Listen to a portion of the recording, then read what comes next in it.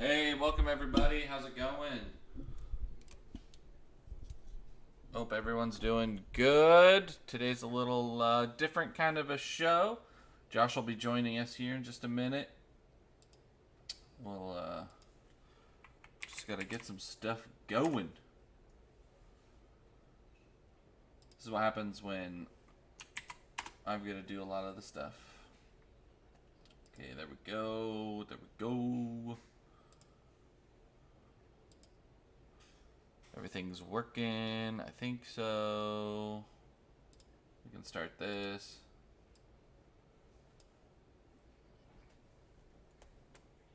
Little pre-podcast song. You get like weird ads. I don't know if you guys actually hear the. Do I have to? I don't think you guys actually get the music.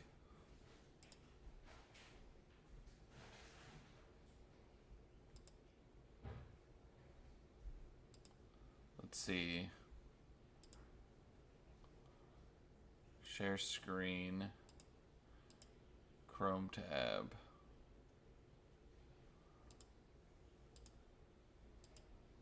There you go.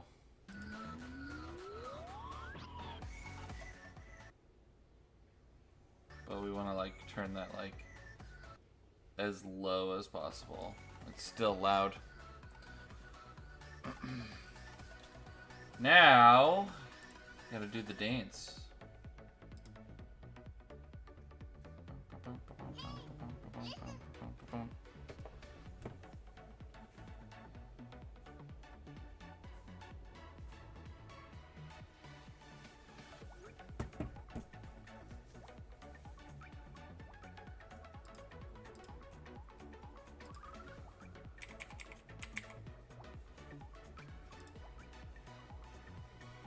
We should be live. Maybe it's not live. No, we're live.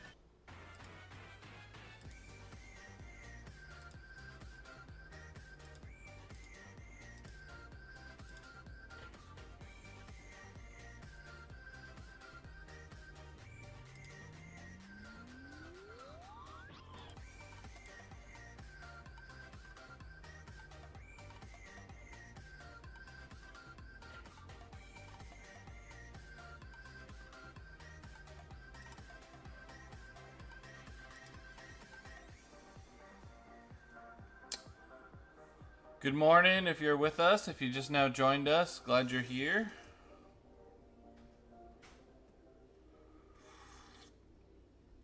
We might have to reset this timer. Our co-host Josh is on the road traveling today, but he's still going to be able to jump in to the show. So we're just we're waiting on him to be able to get in. But I'm here. I'm excited you guys are here. Hope you're excited.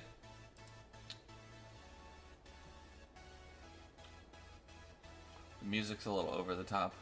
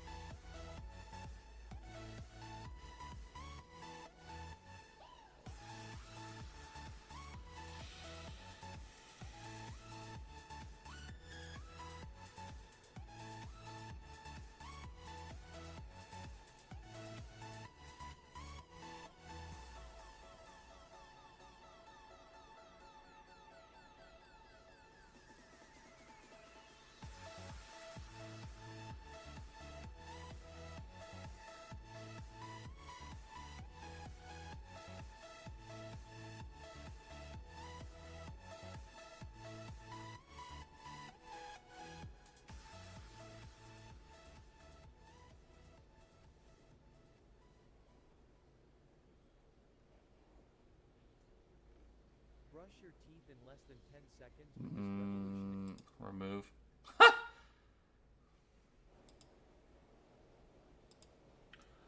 I get like the worst YouTube ads. The worst YouTube ads. Well, I'm hoping Mr. Fowler will be here in just a minute, but if not, we'll get started here. This is like terrible. I hate that you have to see my entire face like this. This is bad. But that's okay.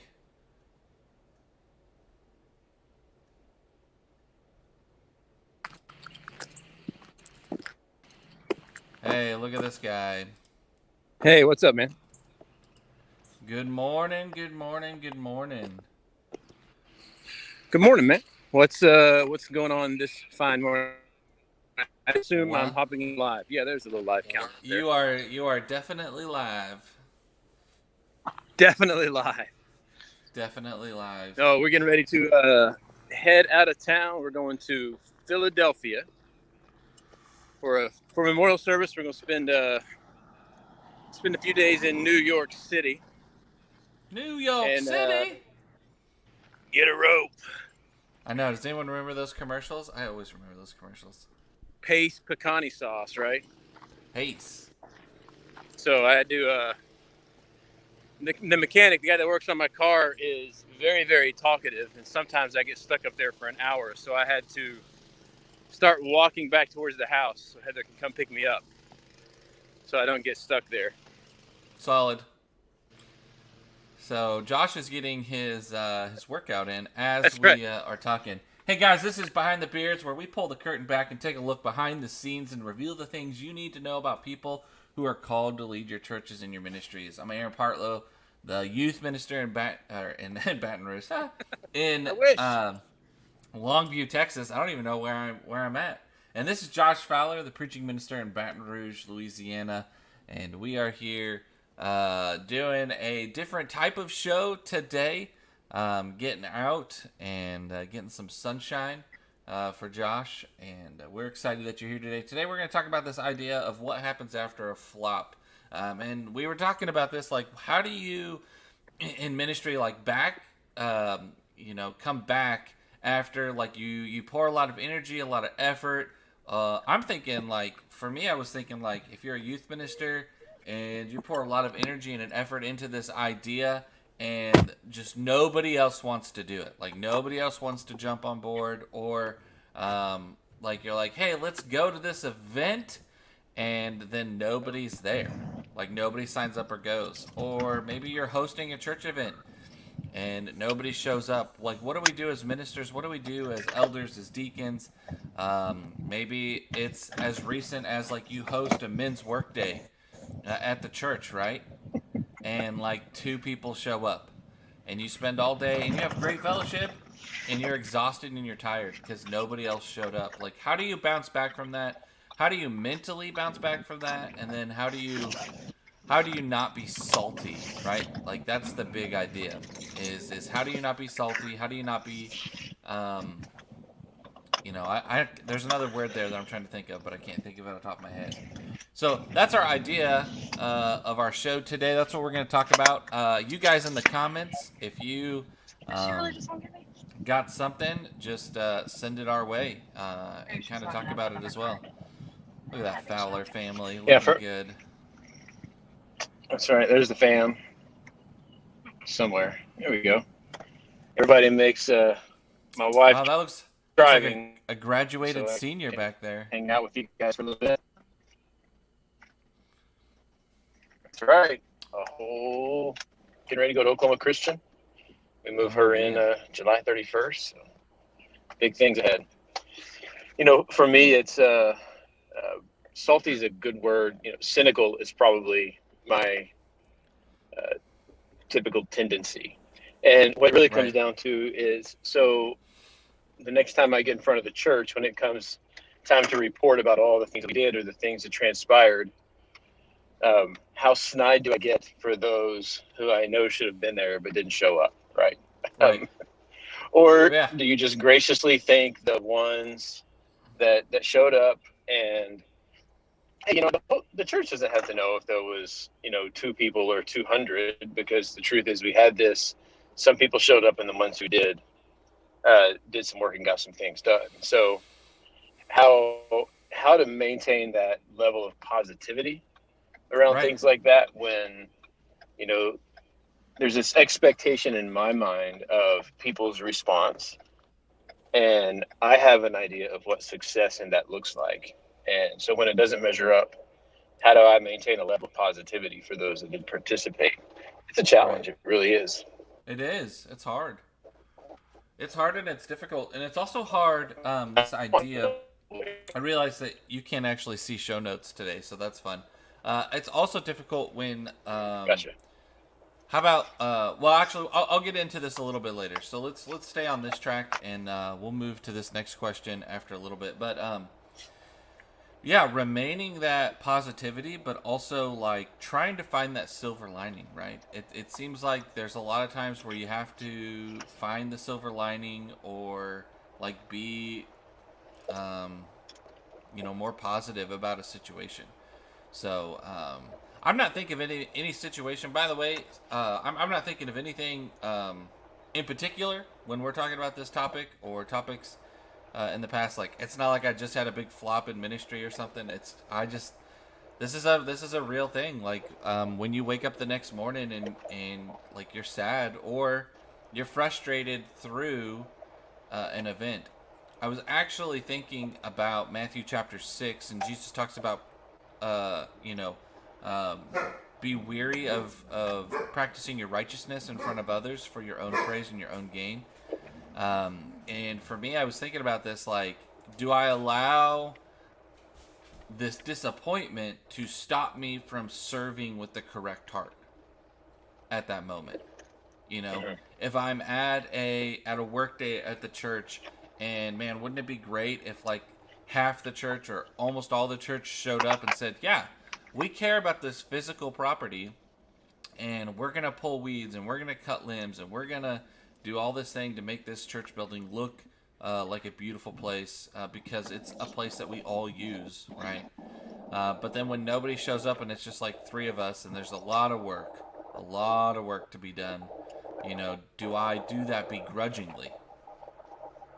You know, and then how do I walk through that? Yeah. And is it no longer a service to the Lord because I'm doing it begrudgingly? Yeah. I don't know why you have to like mess things up and like bring scripture and the words of Jesus into this, because it makes it really Sorry, convicting. it's Um, my you bad. know, it's better when it's just you and I talking. At least it's better for my mind and for my soul, because I can convince myself that it's okay, it's natural, and I can just keep doing it. Right. Right, Understanding that what Jesus says there gives us an indication that, if I'm really wrapped up in those things, I think you're right on that maybe it is more of a service to myself or my ego or my own desire than it is to the kingdom or even to Christ. right. Um, Paul, when he preaches that sermon on Mars Hill, and I had this conversation with one of my elders. It's been a year or so ago, and he goes there. He goes to Mars Hill. He finds this idol to an unknown God, Mm-hmm. and he begins to preach the gospel from an idol, or from a place that it was given to idolatry. And he says, "I become all things to all people, so that by any means possible I might win some." Right. And one of my elders goes, the ironic thing is that was one of his least effective sermons. It's also one of my least You have effective Paul sermons. baptizing. Um, I preached a sermon on and I that, said, "Yeah, it and I is." was like, "This is gonna be great," and it went terrible. It's like one of It those wasn't sermons so where you great. get up there and you make your And one point, and then it's, you're like, I don't know what to do after that. I made that point. well, I told him, I said, "Yeah, it was really ineffective, unless you're one of those few that responded to that message. And for those few that Yeah. responded to that message, it changed their lives." Mm-hmm. Um, and so, yeah, as a preacher, as a minister, maybe even as an apostle, it might be easy for Paul to look at that and say, "Man, only like a few responded, and he's used to people coming in droves after he brings the message. Right. It would have been easy for him to see that and go, man, that was kind of a waste. Except for those few that were affected, it wasn't a waste. And so if my perspective is on the kingdom work, what Christ has called me to do, not what Josh wants to see come out of this, but I'm here to do a work. I'm here to do a service. I'm here to set an environment and a space for people to connect and engage in some way. How do I keep a mindset on kingdom work and not my own pride and my own ego and how I think it should go? Well, I definitely think that plays a big part into that whole idea of, and I guess like you have to go to the section or to that part where you have to define what a flop is, right? Or what's a fail, or what's an unsuccessful, because what's a flop to me could be a success to somebody else. What is a success to me could be considered a flop to somebody else, and I think that's sometimes what makes ministry difficult, is because you can't always base everything off of numbers. Numbers help. Numbers aren't as evil as we've always made them sound. They're not everything, but they are a part of it. But you can't always measure completely by numbers. You can't always measure by how much you get done. It's really hard to find that ruler or that measuring stick that kind of really identify, what a flop is or something like that. And it probably varies from ministry to ministry, from event to event even. Well, and maybe that's the core of the problem, right? Because who decides what a flop is? Who decides when an event is a failure? That's a decision that I make. That's a choice that I make. That's an assignment that I place on something. That's good. So even that language that we are so accustomed to is like, man, that just didn't go very well. Says who? Right. Yeah. Did you do a survey of all the people who were involved, and every single one of them said, no.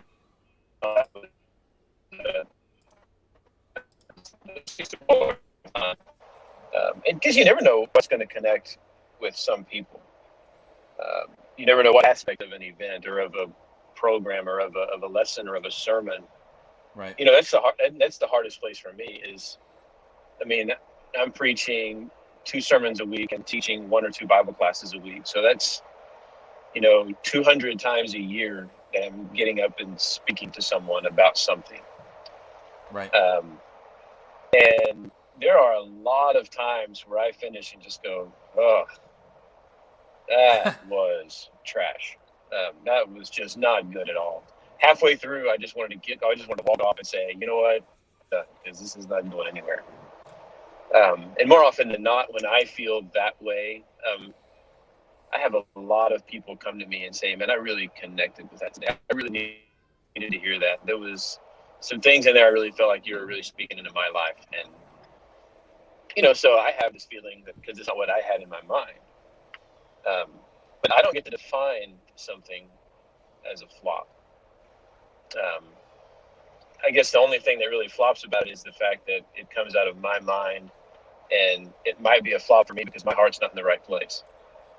But if we're serving and serving faithfully, if we're doing something faithfully in service to God, He's going to use it. He's going to use it in ways that, we can't even, really think about. So, absolutely. And I guess I'm not really sure, and maybe it's just human nature, but how can you get so much out of something where I look at it and go, nah, that was terrible. Right. Yeah.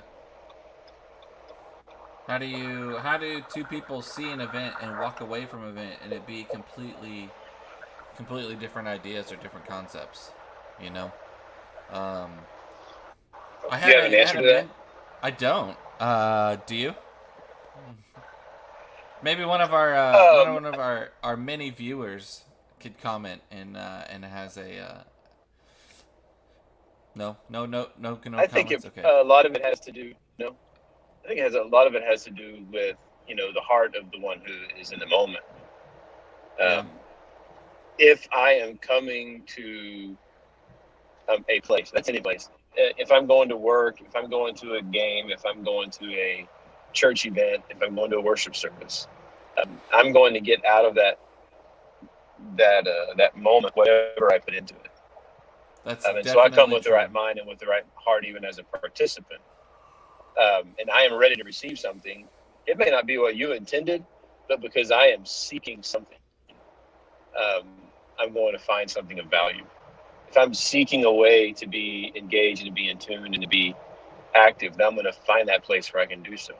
I think about people that show up to Vacation Bible School, not having signed up for anything, not having volunteered for anything specific, but they walk up and they're there early and they say, okay, I didn't sign up for anything specific, so what is left? How can I help you right now? And if that means I got to go fill up 5,000 water balloons, I'm going to go fill up 5,000 water balloons. If that means you need help setting up tables, I'll go set up tables. If that means you need help, carting people around, I'll cart people around. You just tell me where the need is and I'll go fill it. Because they're seeking a way, to connect in that way. And I think, the heart of the one who comes is a really important aspect of that.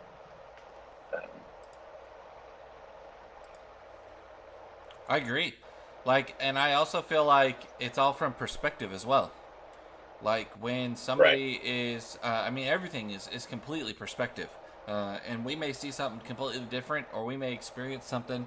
I also think you have to be there in order to experience, kind of a fail or kind of a flop or kind of a success.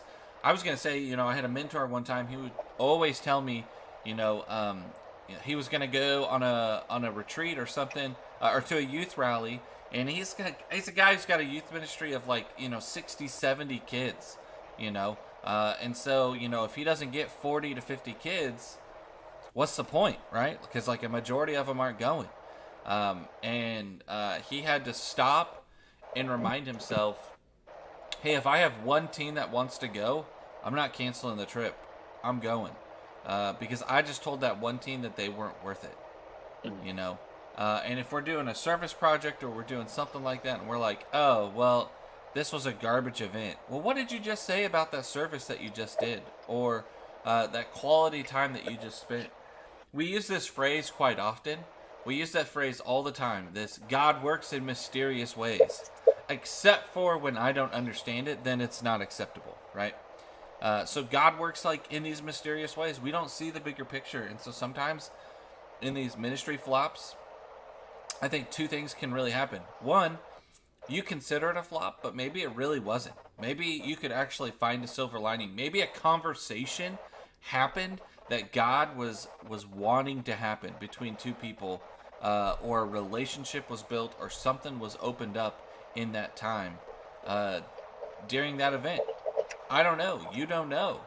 Maybe something amazing is going to come out of that because of that small flop. Or two, maybe God's saying, hey, yeah, you're right. This was not a good idea, and I really want you to stop doing this because there's another need that takes more work, but I want you to do this instead. And I think that latter one is kind of hard. I think the death of certain ministries is really hard for us to understand or take. Sometimes we just keep pushing oh, we've always done this.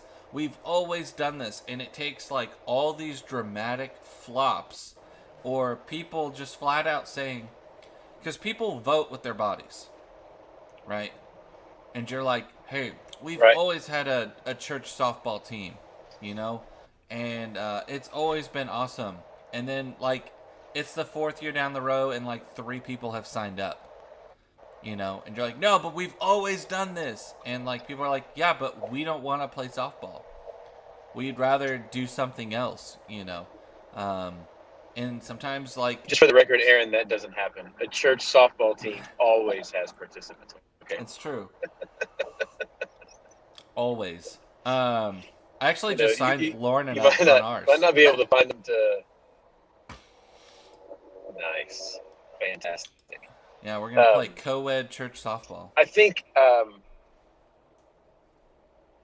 learned so much more about God and His character and His nature when things don't go, and I'm going to try to move away from the term, flop, because Because it's in that our is, title. because it's in our title, but it's in our title because that's my mindset. Yeah. That is my way of viewing it. Mm-hmm. So when things don't go as I planned for them to go, I learned so much more about God and His nature and His character. Yeah. Because when things aren't going like I had planned and I had intended, all of my safety nets, all of my backup plans, everything's off the table because I wasn't prepared for this. This is Yeah. not what I intended to do, how I intended to be. I prepared for 50 people. I got all of this food. I got all of these supplies, and I've got 5 people to use them. So what am I going to do now? Because I didn't plan for this to not be a success in my mind. And so in those moments, I learned so much more about God's spirit and His nature and His character. Because when things go just like I planned for them to go, the tendency is for me to kind of look in the mirror and puff out my chest a little bit and go, man, these people are lucky to have me around here. Um, look at this, look at the participation, look at the activity, look at the smiles on everybody's faces. Man, I am good. Man, I am good at what I do. And I forget that even when things do go according to my plan, the only reason that occurs is because my plan is in line with God's will and His design. And and He's chosen to bless that in that way because it is focused on what His will is. So I think we get to this place where you ask the question, how do you motivate people after something like this occurs that is outside of everybody's realm of expectation? Yeah. Because that really is the issue. Because if something like this happens, and number one, I don't learn from it, and number two, I don't figure out how to teach my church from that experience, then we've lost the ability to do anything with that event. And that's true whether it's a success in our mind or Right. something that was less than successful. That's true. So how do you motivate people after something hasn't gone the way you planned?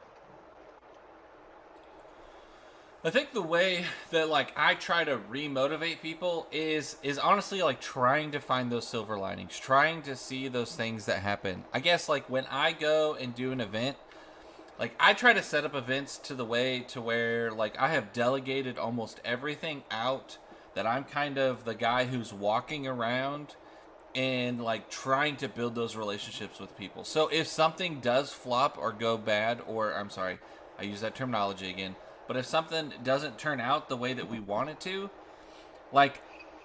I can easily say, yeah, but I had some really great conversations. We had some really great moments where I got to build these relationships. So, AKA right now, I started a new youth ministry job, right? Well, these teens have never met me before we got hired.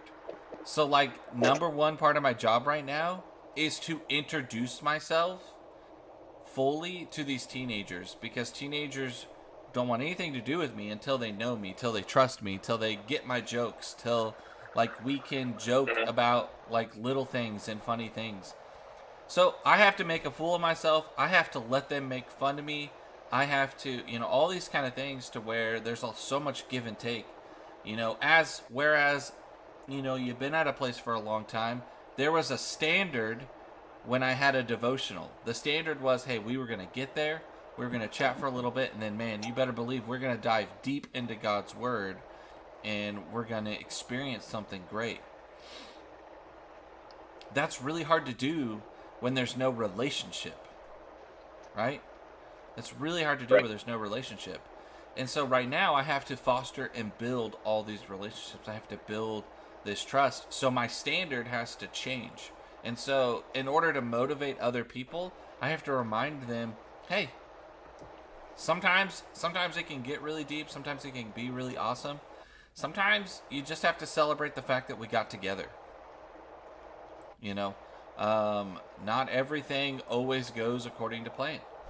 And so I think that's kind of how I try to remotivate people, is when I stay in those moments and kind of stay more positive.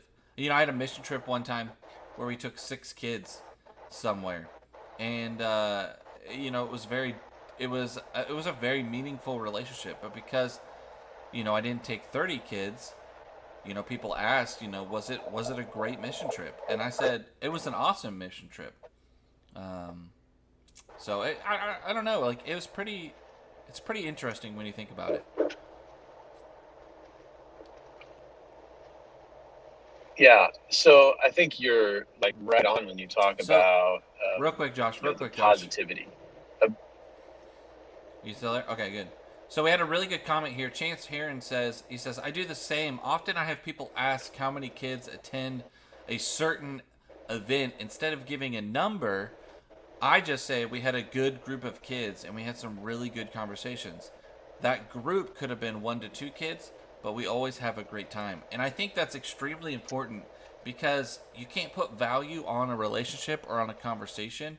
But as a youth minister or as a minister, as an elder, or as a deacon, or as someone who is involved in ministry, like that conversation could have been worth everything. Everything. So thank you. That was a great comment. What were you going to say, Josh? No, you're right. It is. And the positivity thing you're mentioning, I think, is just so important.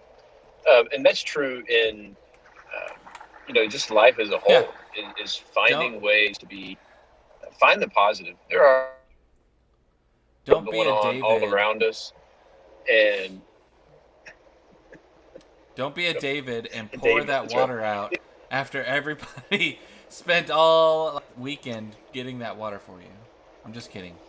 But you know, I know. But the thing is, I don't know, we can talk about it another time, but David poured that water out on the altar to God, you know, so right.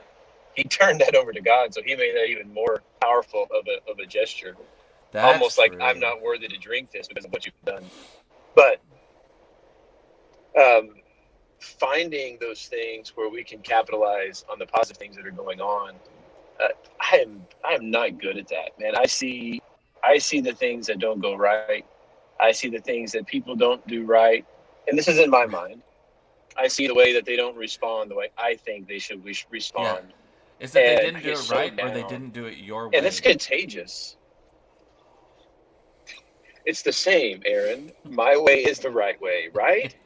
This is when Josh gets a little bit annoyed. No, it's Stop preaching to me. Yeah, just a little bit, but that's okay. I know. The negativity is so contagious. Yeah, so contagious. It really is. And if you start having a negative mindset, a negative mentality, you start seeing that spread as well.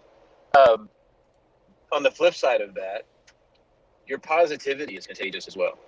I mean, like, walk up to somebody and smile and see how many people don't smile back.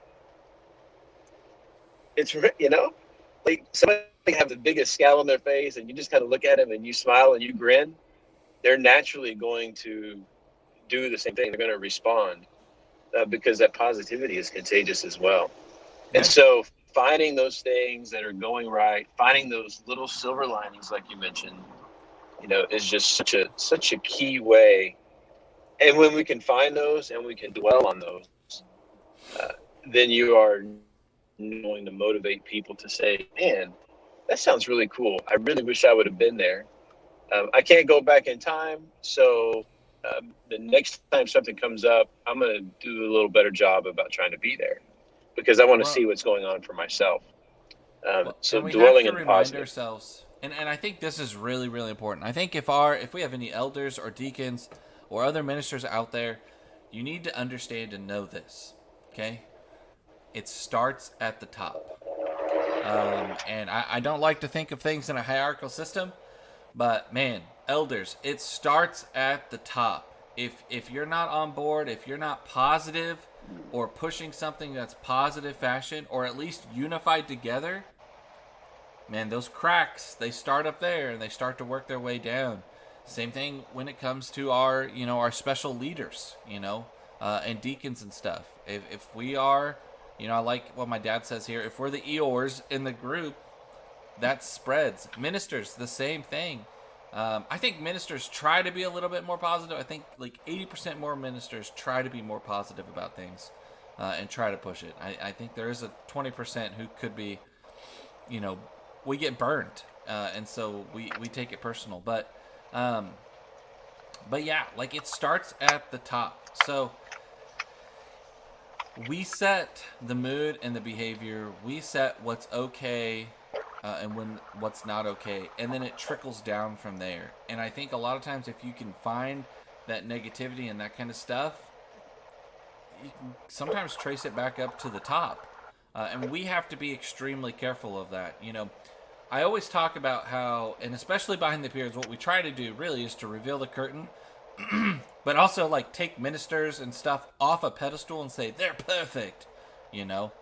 But at the same time, like we are kind of like in this pedestal sometimes, where people are looking at us all the time, and if we start it, it's kind of like camp, right, Josh? Like we always tell our counselors this: whatever you do, the campers will do 10 times more.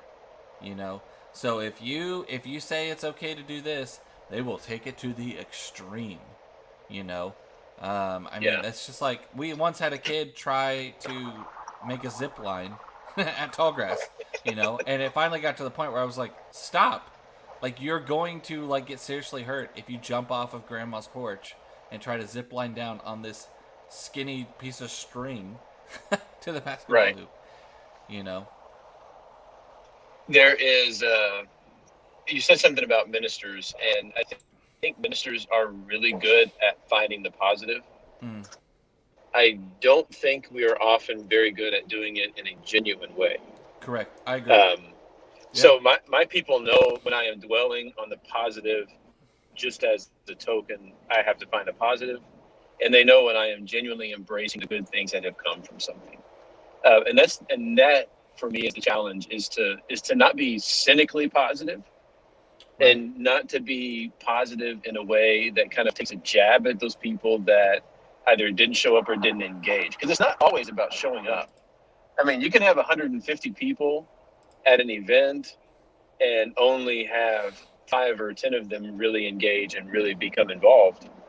And so it's not all about presence. Sometimes it's about the quality of the time that's spent and the way people have engaged something.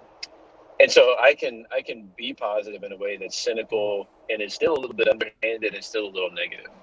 Right. And I think that's the challenge for me as a minister is to not only find the positive, but really, truly live in those good things that are coming from those that are present and those that are engaging. I think that's totally true.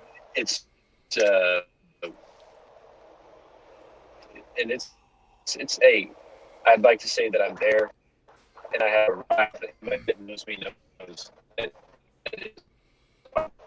we got some work to do, but it's good work and it's worthy work.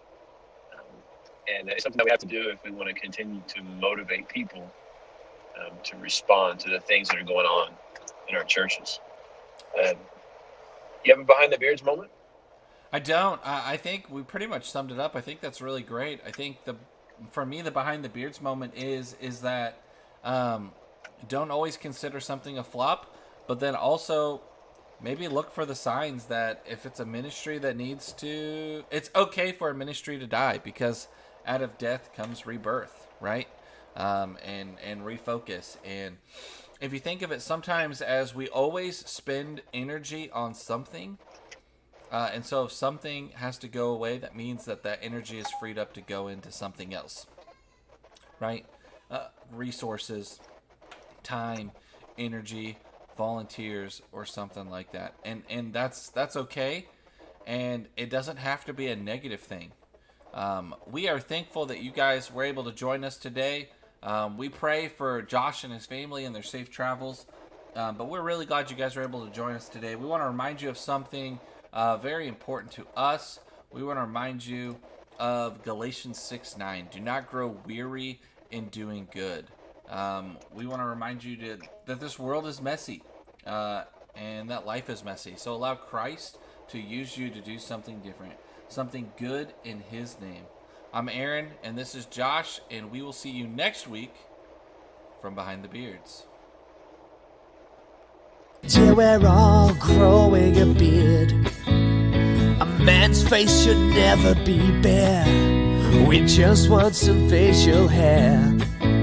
We're anticipating, yeah, everyone's waiting for a beard.